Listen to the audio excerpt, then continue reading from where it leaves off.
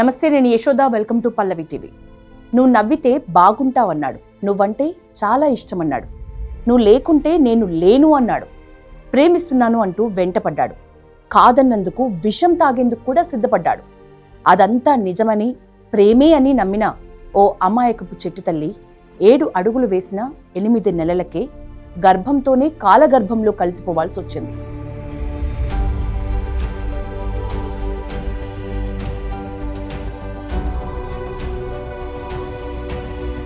నటించి నమ్మించి 3 ముళ్ళు 7 అడుగులు వేసిన ఆ దుర్మార్గుడు 2 కత్తిపోట్లతో తల్లి కాబోతోందని చూడకుండా ఆ పిల్ల ప్రాణాలు తీశాడు. యావత్ తెలంగాణ సమాజాన్ని కంటతడి పెట్టిస్తున్న యూట్యూబర్ వైష్ణవి హత్య ఉదంతం నేపథ్యం ఇప్పుడు చూద్దాం. జగిత్యాల జిల్లా కోరుట్లలో రీల్స్ చేస్తూ తనకంటూ ఒక ప్రత్యేకమైన గుర్తింపును సొంతం చేసుకుని అత్యధిక ఫాలోవర్స్ ని దక్కించుకున్న యూట్యూబర్ వైష్ణవి ఆమె భర్త చేతుల్లోనే అత్యంత దారుణ హత్యకు గురవటం అందరినీ కలిచివేస్తోంది. పెద్దల్ని ఎదిరించారు, ప్రేమ వివాహం చేసుకున్నారు.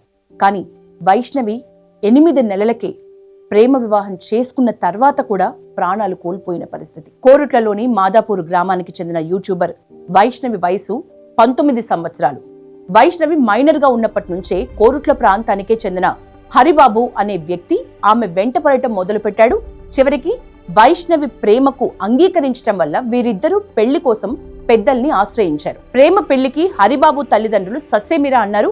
ప్రియురాల్ని కాదు అనలేక 10 నెలల కిందట వీరిద్దరూ వివాహంతో ఒకటయ్యారు. ప్రస్తుతం వైష్ణవి 5 నెలల గర్భవతి. మాదాపూర్లోని అత్తవారింట్లో నివాసం ఉంటున్నారు. వివాహం తర్వాత హరిబాబు హాస్పిటల్లో పనిచేసేవాడట. వైష్ణవి మాత్రం ఇంట్లో పనులు చేసుకుంటూ యూట్యూబర్ గా మారింది. ఏం జరిగిందో తెలియదు కానీ మొన్న రాత్రి హరిబాబు వైష్ణవిని అత్యంత కిరాతకంగా గొంతు నులిమి కత్తితో పొడిచి హత్య చేశాడు. ప్రస్తుతం వైష్ణవి 4 నెలల గర్భవతి. ఆ విషయాన్ని కూడా హరిబాబు పట్టించుకోకుండా ఈ ఘాతుకానికి పాల్పడ్డాడు.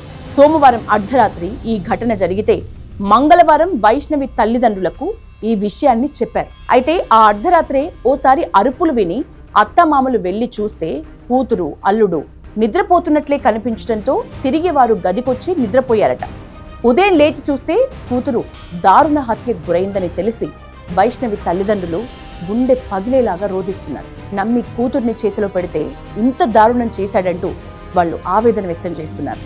వైష్ణవిని ఇంత దారుణంగా హత్య చేయడానికి కారణం ఆస్తి కోసమే అనే వార్తలు వినిపిస్తున్నాయి. ఈ సందర్భంగా డీఎస్పీ కూడా మీడియాతో మాట్లాడుతూ గత కొంతకాలంగా వరకట్నం కోసం హరిబాబు వైష్ణవిని శారీరకంగా మానసికంగా వేధిస్తున్నాడు అని, ఈ క్రమంలోనే దంపతుల మధ్య తరచూ గొడవలు జరుగుతున్నాయని తెలిపారు.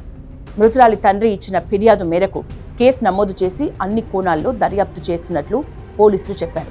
ఇకపోతే ఆస్తి కోసమే తాను ప్రేమించి పెళ్లి చేసుకుని గర్భవతిని చేసిన తర్వాత భర్త హరిబాబే వైష్ణవిని అంత దారుణంగా హతమార్చినట్లు సమాచారమైతే ఉంది. కానీ హరిబాబే వైష్ణవిని వెంటపడి వేధించాడు, వైష్ణవిని ఒప్పుకోకపోతే విషం కూడా, పెళ్లికి ఒప్పుకోకపోతే ప్రేమకు ఒప్పుకోకపోతే విషం తాగేస్తానని బెదిరించాడు.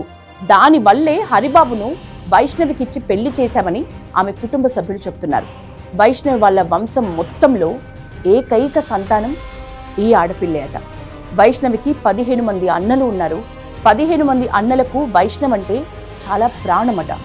అంతమంది అన్నలు ఉండి కూడా వైష్ణవిని కాపాడుకోలేకపోవటం నిజంగా చాలా దురదృష్టకరమనే కామెంట్స్ వినిపిస్తున్నాయి. ఏదేమైనప్పటికీ వైష్ణవి చావుకు వెనక ఉన్న రీజన్ ఏంటి ఖచ్చితంగా తెలియాల్సిన అవసరం ఉంది. ఆ దిశగా పోలీసులు చాలా పగడ్బందీగా ఈ కేసును ఛేదించాల్సిన అవసరం అంతకన్నా ఉంది.